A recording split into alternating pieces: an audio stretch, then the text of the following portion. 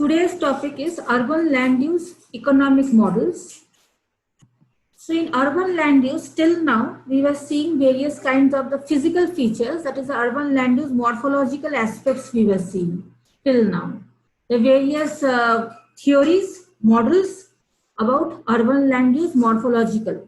But since every cities, they must do something to make a living. So that is quite normal that every cities must do something to make a living. So for urban land use, we study the various economic aspects to that urban land use.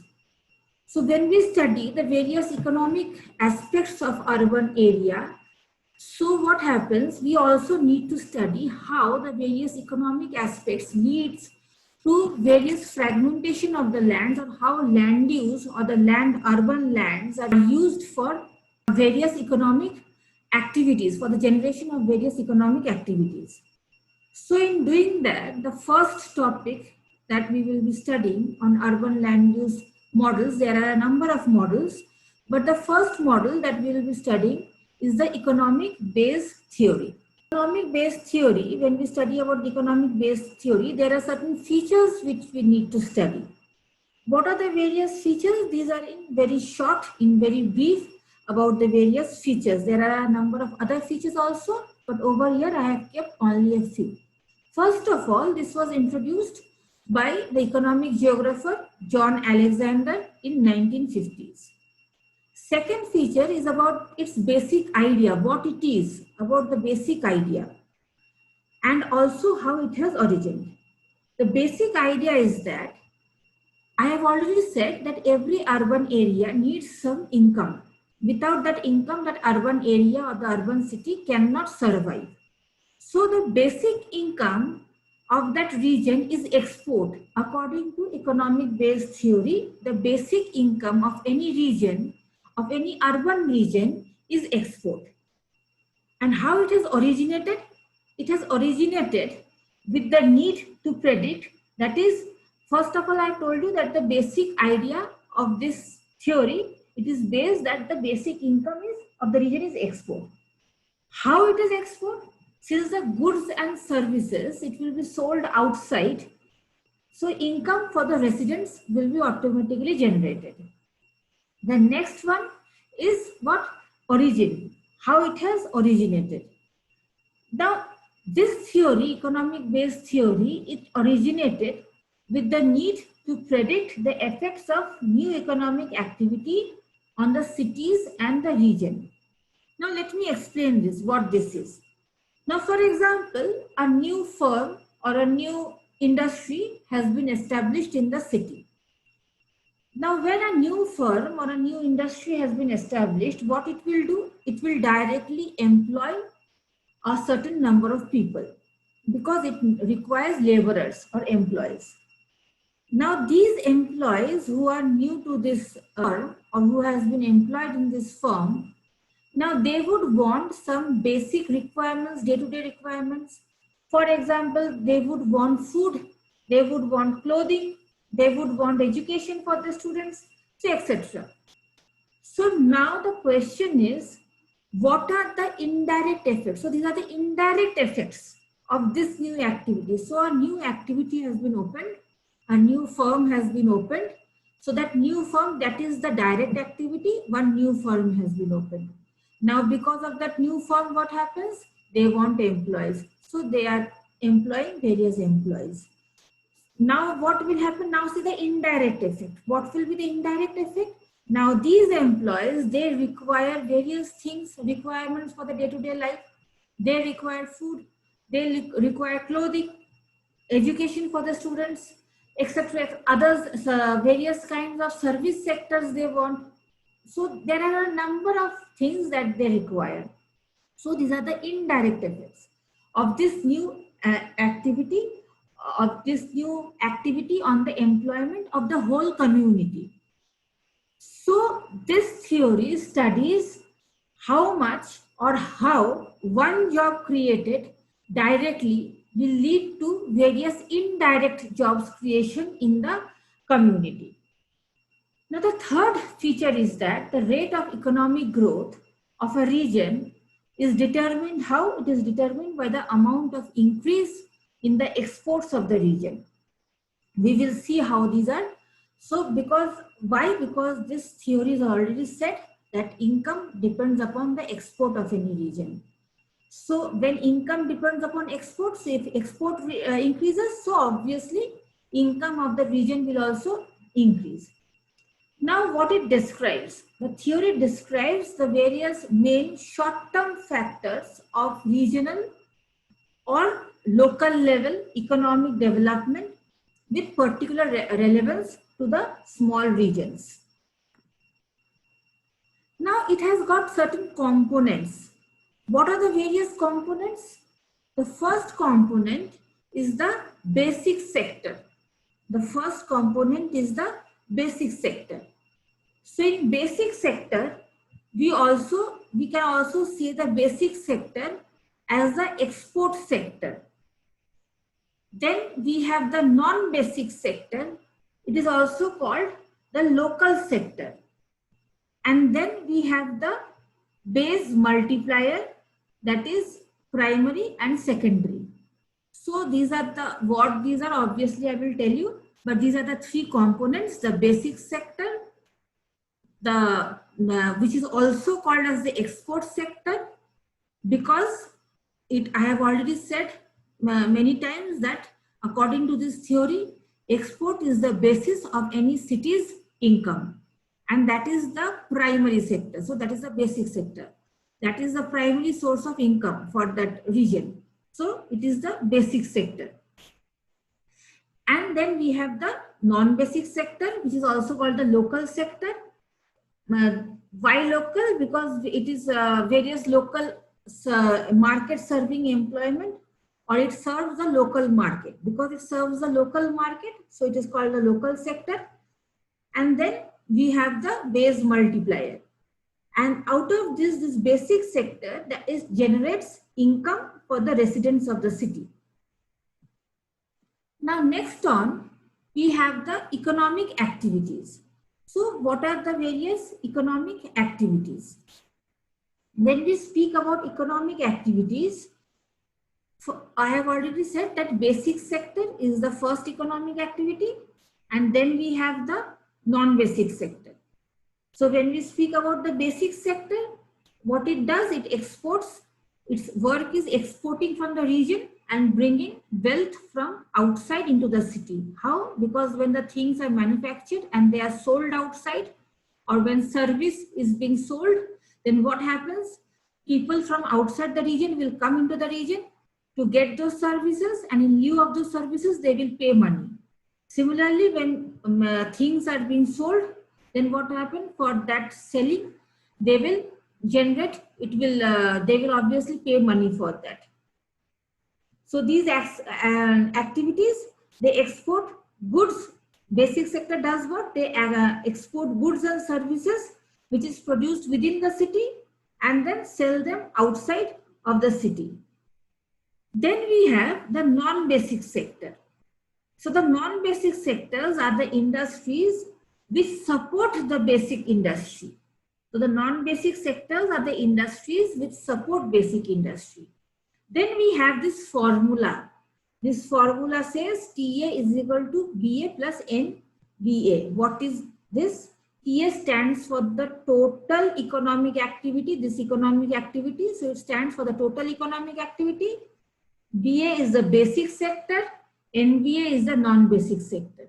So the total activities, total economic activities of any region will depend upon the basic sector, the income obtained from the basic sector plus income obtained from the non-basic sector.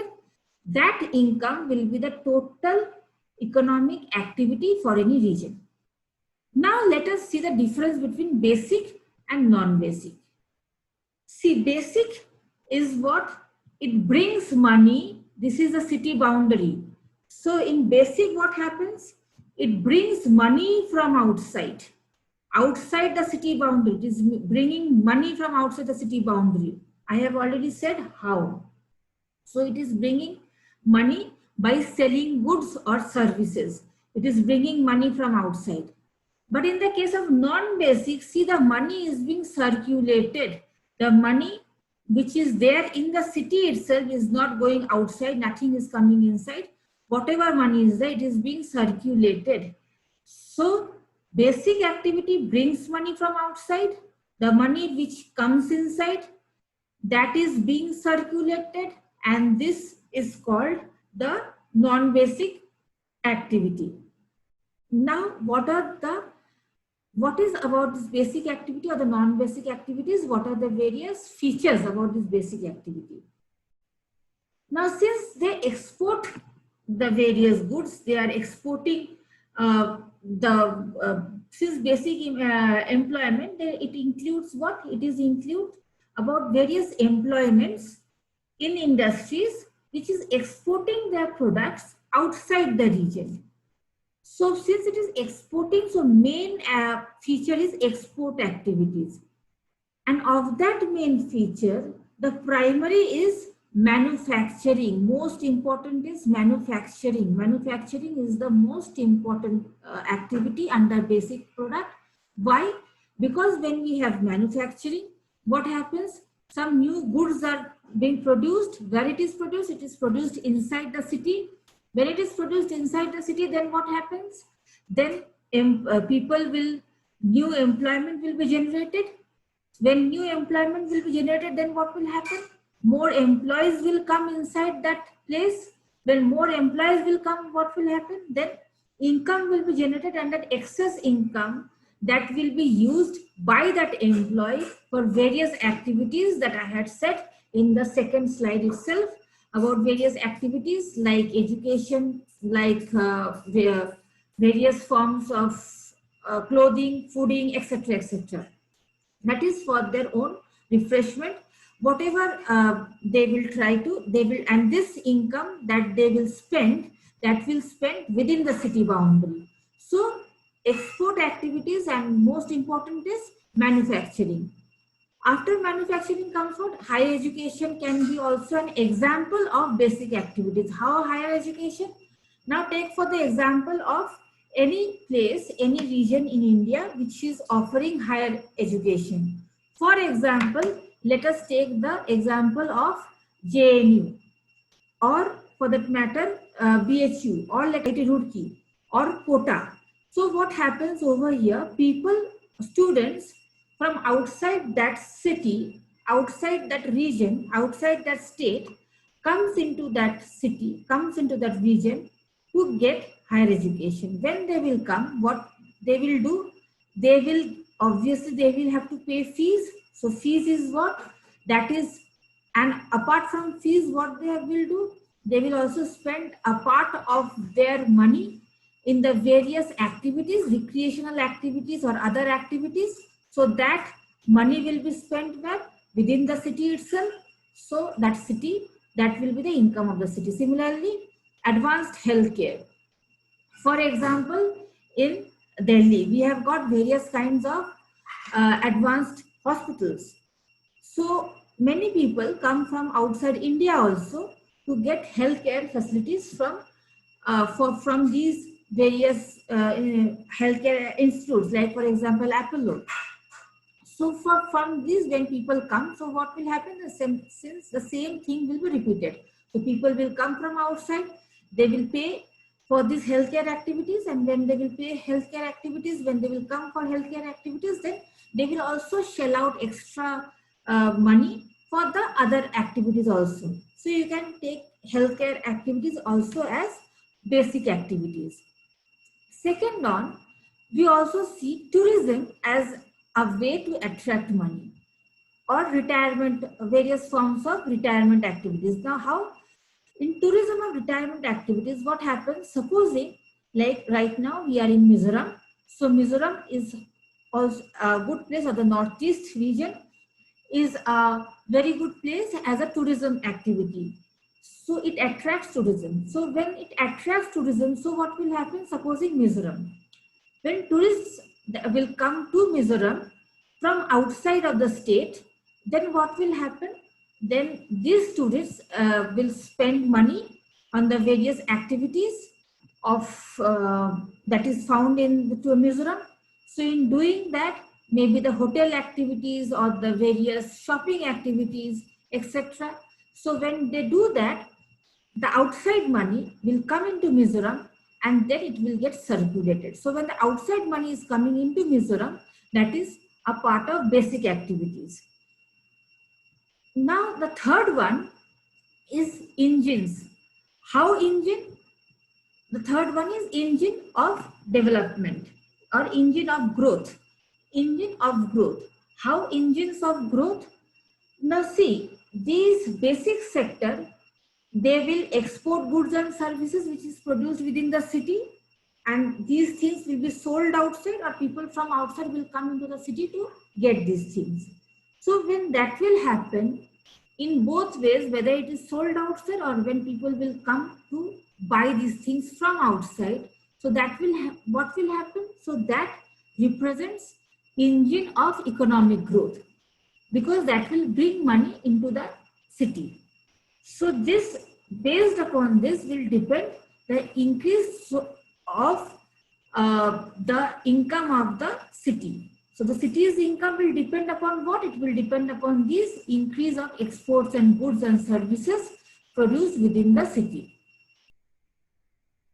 The fourth one that we have is it generates income for the city residents. Now obviously, because it is dependent on the factors which is external to the local economy, and it will generate income. How it will generate income for the city residents? It will generate for the city residents by helping the employees, by helping generate more job. When more jobs will be generated, more employees will come. When more employees will come, these employees will spend a part of their income in the city itself. So when they when they spend a part of their income in the city itself, so that will generate income for the city residents itself. And now the fifth one is, it works through primary and secondary multiplier. This I will say you in the upcoming slides. Now let us see about the non-basic sector. Till now we saw about the basic sector. So now let us see about the non-basic sector. Now see, without the basic sector, without basic sector, the city will have no income. That is very much true. So because every resident of the city, they will depend on the income that is brought in by the people who is working in the basic sector. So how every resident of the city is dependent upon the income which is brought into the city by people who is working in the basic sector? That we will see in this non-basic sector. Now, what are the various features of the non-basic sector? The first feature is, it is also known as the local sector, because it consists of firms or economic activity which is dependent upon the local economic conditions. It is supported by whom? It is supported by, or it is based on the income which is brought into the city by the basic sector workers. And then third one, like the diagram I had shown you, it is circulated, circulate income within the city. How it is circulated? Between the groceries, the transportation, the housing, retail trade, local government, etc. And it is traditionally associated with retailing and other consumer activities. Why retailing and why not wholesale? It is not wholesale because in wholesale what happens? The things are going outside the city limits. It may go outside the city limits, but in retailing, retail trade, it is done within the city limits. Now I'll explain this whole thing, these four activities, non-basic sector, these four activities with the help of an example. Now let us consider let us consider a restaurant which is there within the city. Now the income of this restaurant owner will be dependent on the people who will come into his restaurant and pay for his service. So without someone bringing in the income, this person, this restaurant owner cannot make a living. Now take for example, a shop owner, for example, a utensil shop owner. Now this utensil shop owner, he lives next to this restaurant. Now this restaurant person would require, maybe sometimes he would require to buy from this utensils shop. So what happens, a chain is being built. So this person, he is buying from the utensil person. So a chain has been built. So chain is built how? People are coming to his shop, to this restaurant, paying money. A part of this profit is being used to buy utensils from the utensil shop. Similarly, maybe furniture shop, there is a close by, there is a furniture shop also. So a part of that may be used to buy furnitures for his restaurant. So this thing, it goes on. Now this money is being circulated within the city. Then take for example, transportation. This transportation. So maybe this utensil shop owner or the furniture or the restaurant person, they would obviously require transportation to get their raw materials. So to do that, what would happen? The same money, it will circulate to the transportation sector.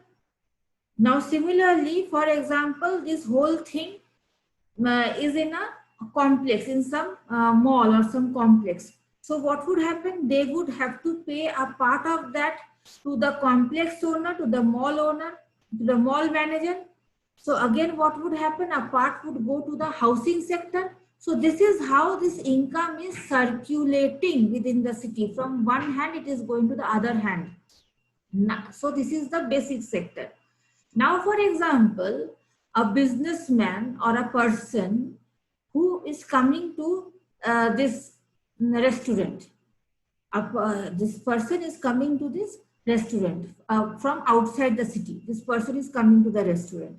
So when he is coming to the restaurant, or that matter if he is coming to the utensil shop, then he will spend money in the restaurant or he will spend money in the utensil shop. Then that becomes a basic sector, because in that thing the money is brought from the outside, because that person is residing outside the city. So that would be again an example of basic sector. Now let us see how the various the basic sectors, how the basic sector is determined. So the determination of the basic sector. Generally, basic sector is determined by these four methods. The first method is the direct method. In direct method, what we do?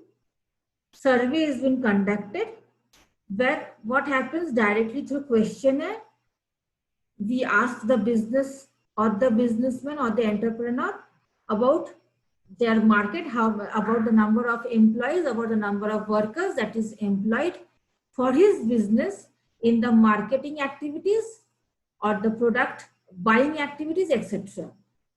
In the second method, which is an indirect method, we just assume for an activity that, okay, this is the basic, in basic sector, maybe this much of people are there, and in the non-basic sector, maybe this much of people are there. So we assume. In the mixed method, it is by survey and through assumption. And in the fourth, that is location quotient method, it is a comparable method. It compares a portion of the employment value. We will see details about this in this slide. So in location quotient method, this is the formula of location quotient method, where EI is the employment in industry I. E is total local employment, and capital EI, national employment in industry I. E is the total national employment. Now, let me give you an example. Let us assume that there is one industry I, because over here EI, the first one is EI, where EI means local employment in industry I. So let us assume any industry, for example, Reliance. Now Reliance is an industry. So let us assume that Reliance has 20 jobs on a local level. Local level is like Mizoram. For example, in Mizoram, Reliance has 20 jobs, and the total local level jobs, that is totally in Mizoram, we have not about Reliance, all the companies together, they provide employment to 100 people. And industry I has total 40 jobs at national level. That is, in national front, they are having a total of 40 jobs, 40 total employees they are having on a national level. But in local level, they are having 20. And the total national level jobs from all the various kinds of employers are 1,000. So based on this formula, it will be the value that will come for LQ, location quotient, is 5. And the theory is that if LQ is greater than 1, then industry I is part of the economic base of that region. And if it is less than 1, it is not part of that economic base. Now, since it is 5, so it is more than 1. So industry I, for the example over here, that is Reliance, is part of the economic base of that region. Now, to know the number of basic jobs, in industry I, this is the following formula we do. So according to this formula, the formula is quite clear. So according to this formula, industry I has 80 basic jobs and 20 non-basic jobs. So this is the location quotient method. These are the criticisms of location quotient method.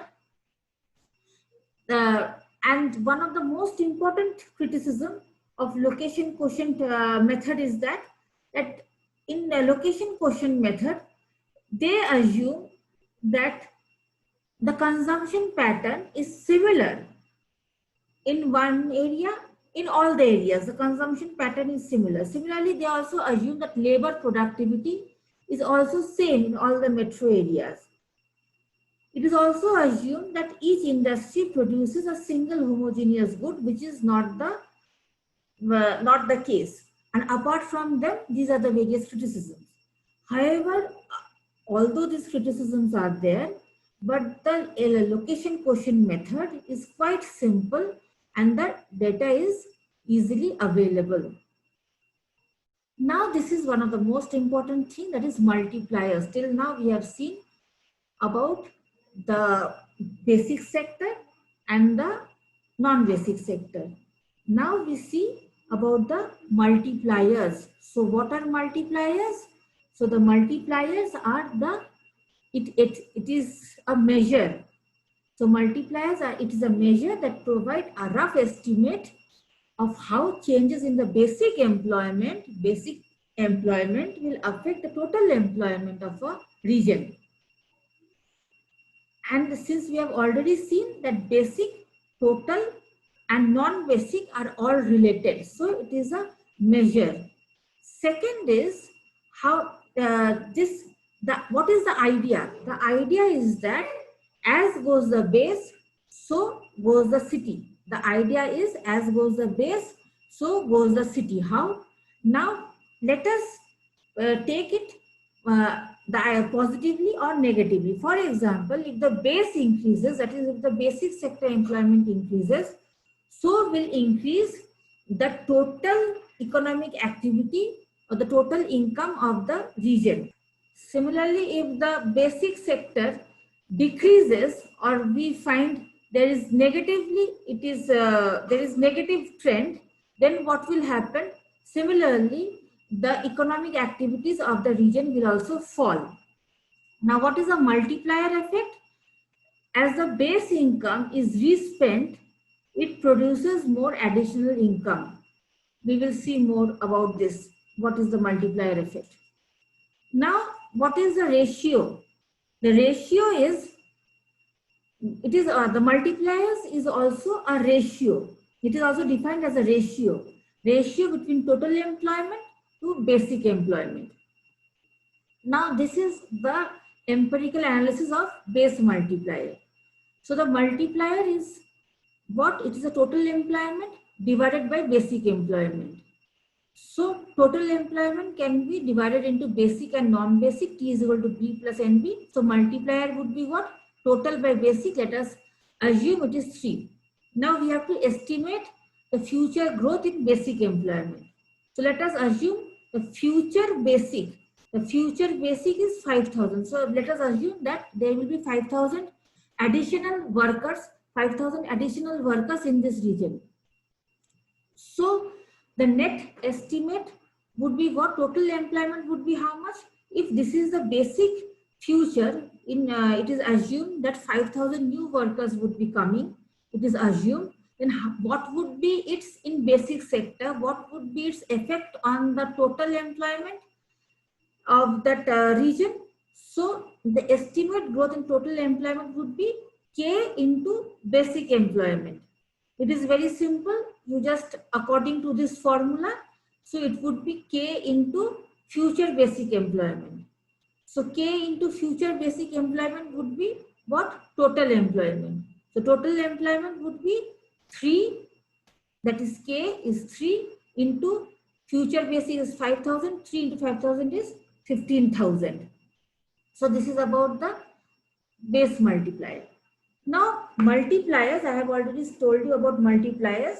So one of the ways in which basic activities it supports the other city residents is through the primary and this secondary multiplier. Now this primary multiplier, it represents this primary multiplier. This represents the impact of basic activity on the total employment of the city. Now we can think this in terms of, I will give you an example.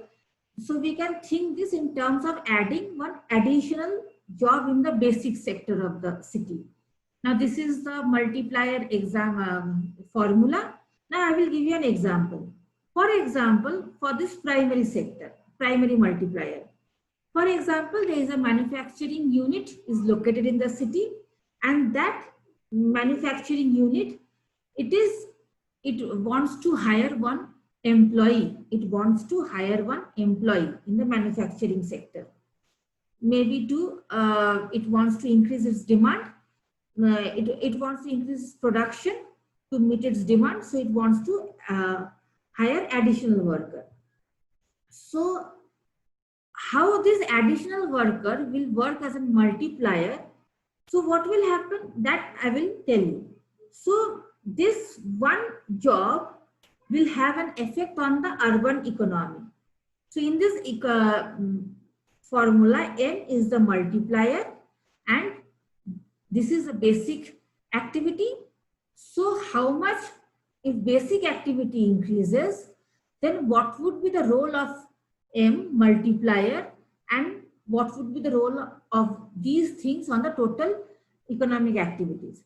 So if there is no multiplier effect on this, maybe there is 10 jobs have been added. So this employer wants to add 10 jobs.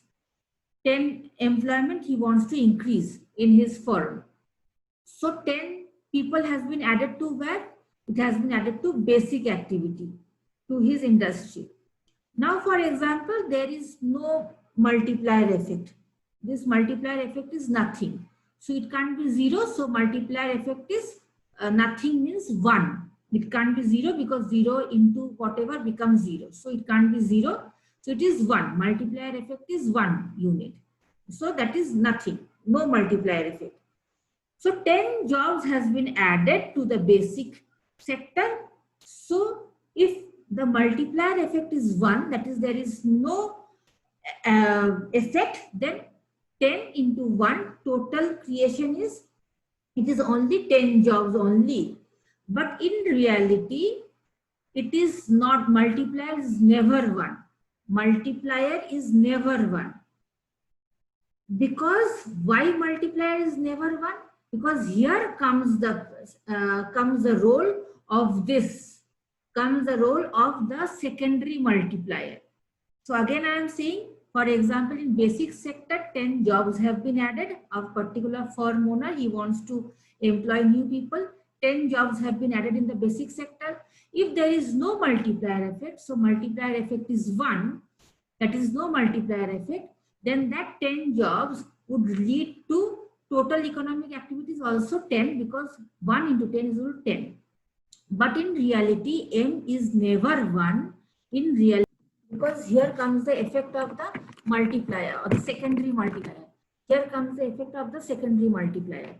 So what is a secondary multiplier? It indicates that the money spent by workers employed in the basic sector circulates within the local economy several times, supporting the employment of non-basic sector workers.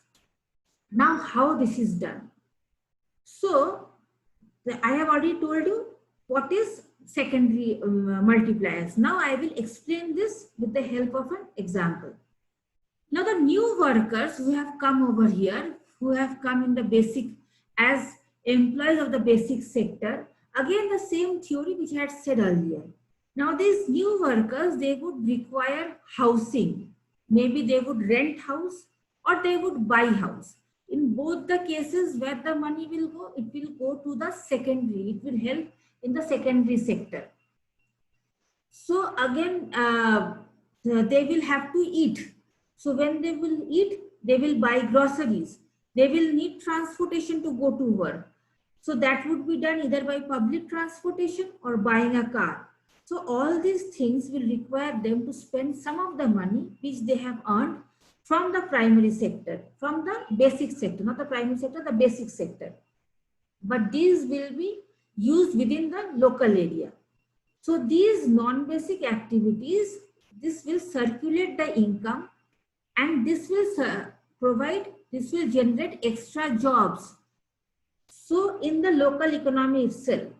So suppose if a factory hires 10%, 10 new workers, like over here, we have taken the examples of 10 new workers, then maybe to provide for these people, the grocery shop owner, maybe he have to expand, maybe a new grocery shop would come up. So that means new employment. Maybe for these 10 new workers, maybe a new restaurant will come up. So, or some other, maybe new mobile recharge centers would come up. So what would happen? All these things would do what? Would produce this. That is, it would produce employment in the non-basic sector. So what happens? Eventually, we see if there are enough basic sector workers and they are able to live in the city, then new kinds of goods and services will be offered and produced. So this is the multiplying effect. So only 10 jobs created here would result to so many jobs creation. So this is the multiplier effect. When we multiply, that thing increases. So this is the multipliers effect. So when all these things, when we consider both the primary and the secondary multipliers, then we gain insight into the theory of circular and cumulative causation theory. Now, what is that? Now, because economic activities that bring income and jobs in the local urban economy, they would feed growth. What growth? Economic growth. And this will again feed more economic growth. And so on, this growth will go on and on. So this process would be circular and cumulative. So we have this cumulative causation theory. Next, we have here the economic base, how it brings money. So it brings money in exports. So exports would bring money into the community. So when export is bringing money in the community, then what would happen? Most is spent on local goods and services. So this will be spent in local goods and services. Some of it would leak out, would come out through outside expenditure. So these people will also have some outside expenditures.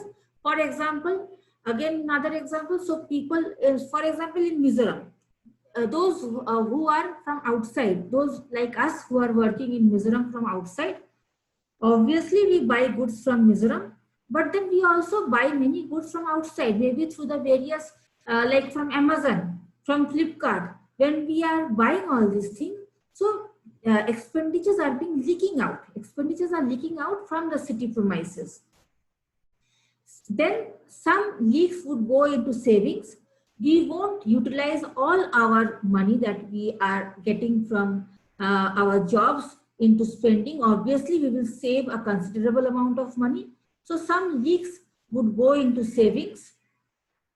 But the total community income is the sum of the export money plus this respent money that is spent within the community itself. So this is about one of the theories, one of the economic land use models, one of the theories. I had also told you about one of the other economic theories, urban economic theories, that is a bid rent theory.